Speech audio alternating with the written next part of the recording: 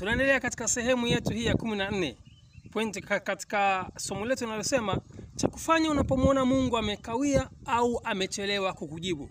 Point yetu ya 14 inasema zitambue nyakati. Understand or recognize the seasons. Kila mtu ana majira yake na kila kitu kina majira na nyakati zake. Kuna wakati wa mimba kutungwa, mwana kuzaliwa, mwana kutambaa, mwana kutembea, wakati wa kujifunza kuongea, kukimbia na kadhalika. Shule ya msingi, sekondari na kadhalika. Kwenye maisha kuna nyakati kama hizo. Biblia inatuambia kuna wakati wa kupanda, kuna wakati wa kuvuna, kuna wakati wa kulia, kuna wakati wa kucheka. Usilazimishe kucheka ukiwa kwenye wakati wa kulia. Usilazimishe kuvuna wakati wa kupanda au wakati wa kupalilia au wakati wa palizi. Usilazimishe kuvuna. Kwa hiyo understand the seasons. Upo kwenye majira gani? Upo katika nyakati za aina gani? Usilazimishe kula vizuri wakati uko jangwani.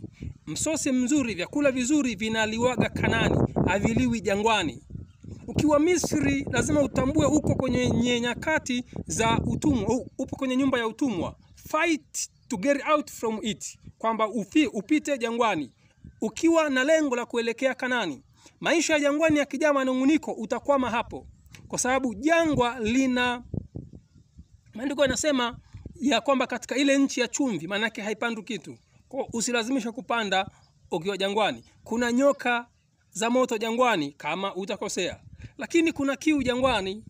Usilazimishe kuishi maisha ya Kanani ukiwa jangwani. Understand the seasons. Kuna nyakati ya ndoa kulia, yaani kuna wakati wa ndoa kucheka, ili wakati unacheka iwe ushuhuda kwa watu wa aina mbalimbali.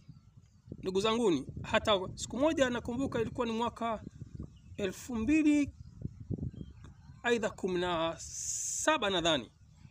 Wakati nimeenda dukani kununua ule unga wa kibaba, Roho Mtakatifu akaniambia ni kwa nini usile ugali? Nikamwambia no.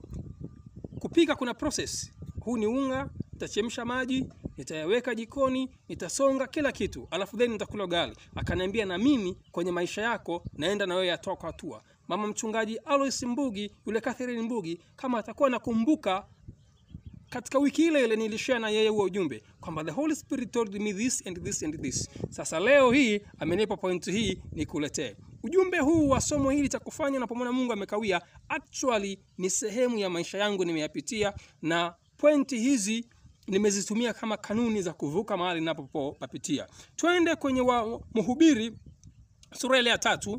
Mhubiri sura ya 3 unatoka kuanzia mstari wa 1 mpaka mstari ule wa 8. Anasema kwa kila jambo kuna majira yake na wakati kwa kila kusudi chini ya